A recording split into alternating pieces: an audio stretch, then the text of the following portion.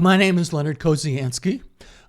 This is my studio. Welcome to my studio. And let's talk about a painting. And one that I did several years ago. And it's oil on canvas. It's 42 inches high by 26 inches wide. And I did it here in this studio.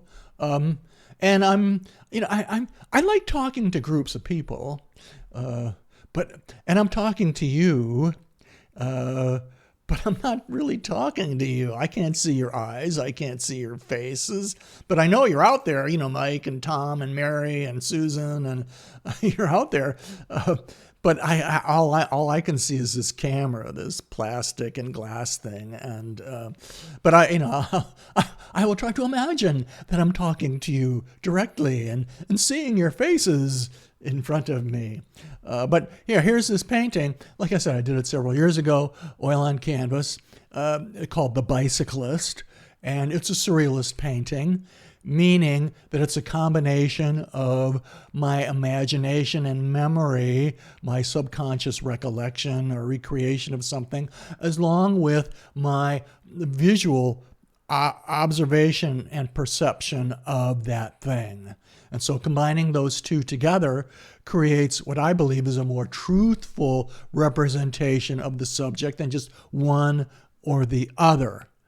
Okay, and so we artists, we're always trying to be as truthful as possible in our representations. A lot of modern artists, abstract artists, they just immerse themselves in the painting process, and then whatever results end up on the canvas, that's the result. But they're really not focused on a result. They're focused on the process. They immerse themselves in the process, and then the canvas, the painting is what results from that.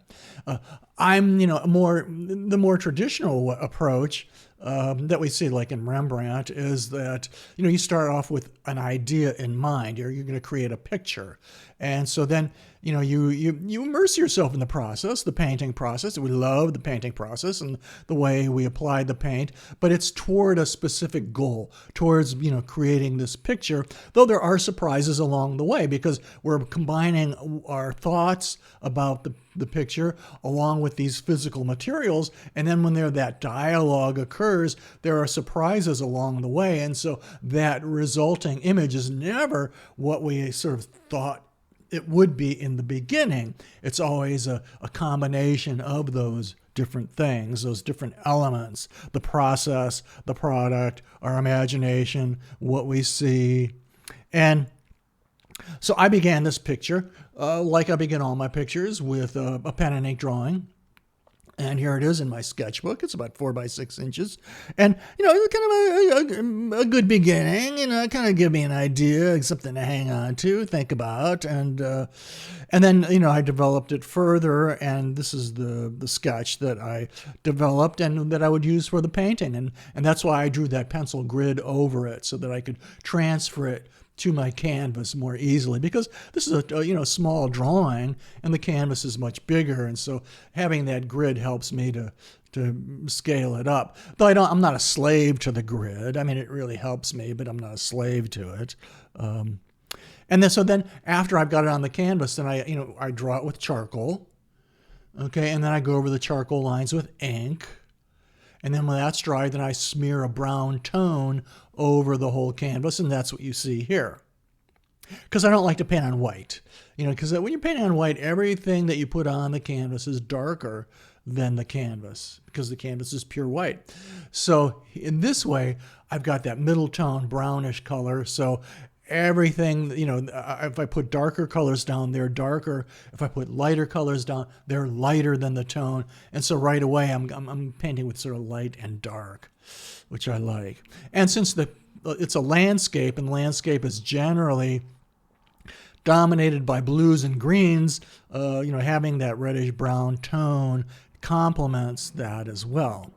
Okay, so, and in the lower part of the picture, I originally had a runner with a dog, and because I had a dog at the time when I painted this picture. I had a dog at the time, and I would run with that dog every morning, and so that's where I started with my thinking on this picture. And then, but I'm also a cyclist. I'm a bicyclist, and and I like to do that every Sunday morning. Okay, and but yeah, no, I'm a runner. There's my 10-miler patch, but. And so I like cycling, and I do that regularly in the summertime. And so then, I changed the composition to that, because this painting is, somewhat autobiographical, semi-autobiographical. And then once I begin the actual painting, I first paint with dark colors, just a single dark color, like almost a black, a really dark brownish black, for all the dark areas. And then I use pure white for all the white areas, all the light areas. And so I've painted the roofs of the houses a pure white, a real solid, hard white. And then I've used sort of like a speckly white for the road, because that's going to be pavement, and it's going to be a little bit broken up. And then I use the white again for the crosswalk. But having those three values, I've got the tone, the middle tone of the canvas, and then the dark shapes that are represented by the almost black, and then the white, the pure white. And that sort of creates a foundation on which I can build colors.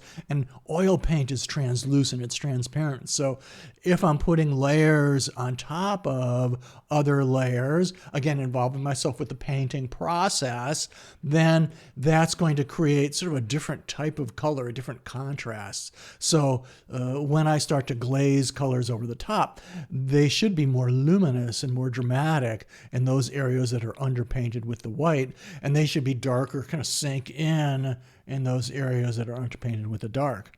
So here I am initially glazing in those colors over the top of that underpainting. And you can see that red is already really kind of glowy and red and warm and rich and really jumping out quite a bit against that background.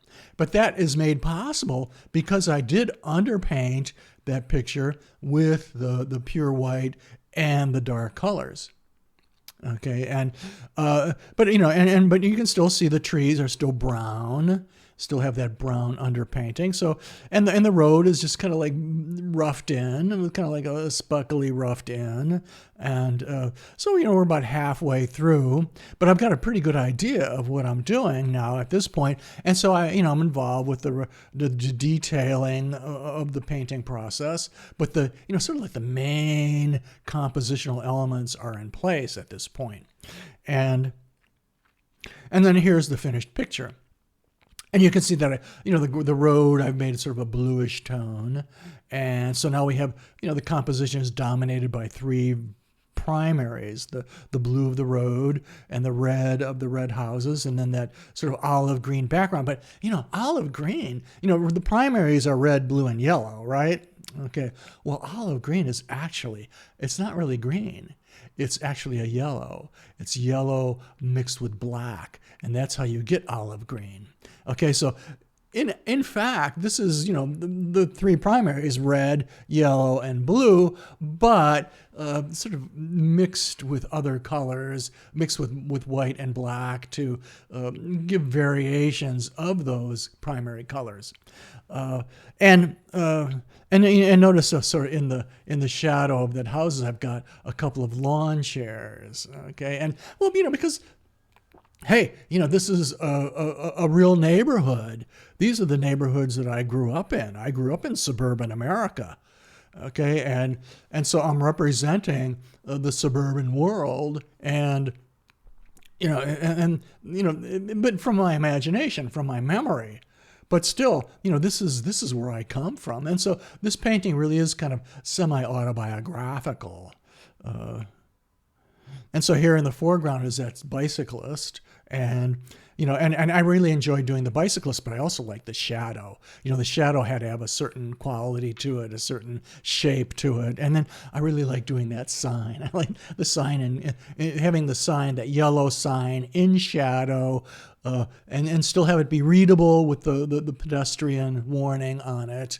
And then there's that crosswalk, and the crosswalk doesn't really connect a sidewalk. It's just sort of there. But I like those crosswalks.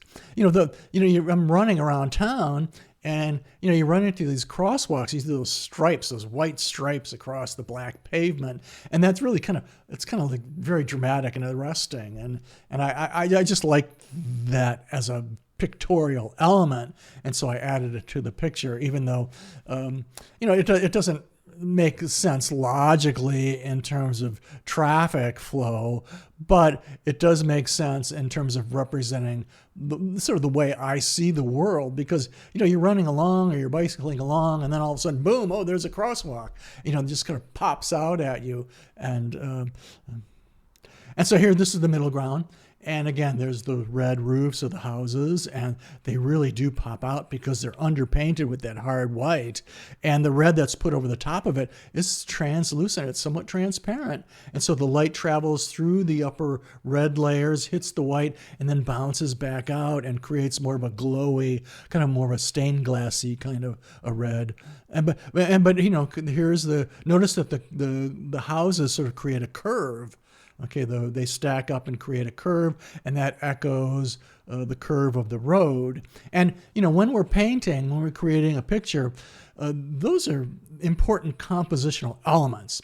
We want to create contrasts, the contrast of the road versus the houses. But then we also want to harmonize those contrasts. So by having them be similar in shape, we're harmonizing these different elements. And so that's sort of the secret of a good composition, is to create contrasts, differences that create a lot of interest, but then to harmonize those contrasts so that the picture holds together as a single entity, and it doesn't become sort of chaotic and confusing. And so, that principle of contrast and harmony underlies a lot of really great compositions. And then here, this is the background. There are the rooftops, and then coming down the road, there's that car off in the distance. There's a church, a lot of churches here in town, and this one's sort of patterned after the Catholic Church here, St. Mary's. And there in the upper right is a golfer. Okay, do you see that golfer? I got that arrow there pointing to the golfer, and because I'm a golfer too. Not a very good one. My brothers are really good. Oh, they are really good. Sometimes they even let me play with them. But, I kind of slow them down and kind of discourage them a little bit. Because when I golf, I hit the ball and it kind of goes bloop, bloop, bloop, bloop, bloop, bloop. And I'm not very good at all. But, but they let me play with them sometimes. But, I am a golfer. And so I'm a golfer. I'm a cyclist. I'm a runner. And so, and this painting is kind of autobiographical. And here's the golfer. Here's a close-up of that golfer. So again, representing, it's semi-autobiographical. There's the golfer up there all alone on the grass, far away from the hole. That's me. And so here's that background. The background with the rooftops and the golfer in the upper right, the church, the car coming down the road. And then here's the finished painting. The bicyclist, oil on canvas, 42 inches high, 26 inches wide. Again, a surrealist picture, a combination of how I think about things or perceive things, as well as how they actually appear. And I'm talking to you about this painting. And I can't see you. You can see me, but I can't see you. I can't see your eyes. I can't see the way you react. And that's, when I'm speaking to a class or to a group, that's always really important to me, is to see the reaction of the people that I'm speaking to. And, but, you can kind of do that electronically, though. Okay. I mean, you can like this and write a comment and subscribe. YouTube keeps track of all that. they're watching. They're watching us. But thank you for watching this video, and let me talk to you about this painting, which I did several years ago, which I really like, and has certain qualities which I'd like to capture again, which I need to capture again. That's the thing. You do something, you do a painting that turns out really well, and then later on down the road, you say, oh, wow, I wish I could do that again. But you can't. You can't do it exactly the same because you're not the same person anymore. We change, and we see things through a cultural lens. And it's in a specific moment in time. And so we're seeing something not just in space, but we're seeing it in time, and we can't go back to that time again. It's gone. We can do other things, and then we'll look back on those someday and say, God, I wish I could do that again. But thank you for watching. If you like this video, be sure to subscribe, like, and share. And don't forget to ring the bell.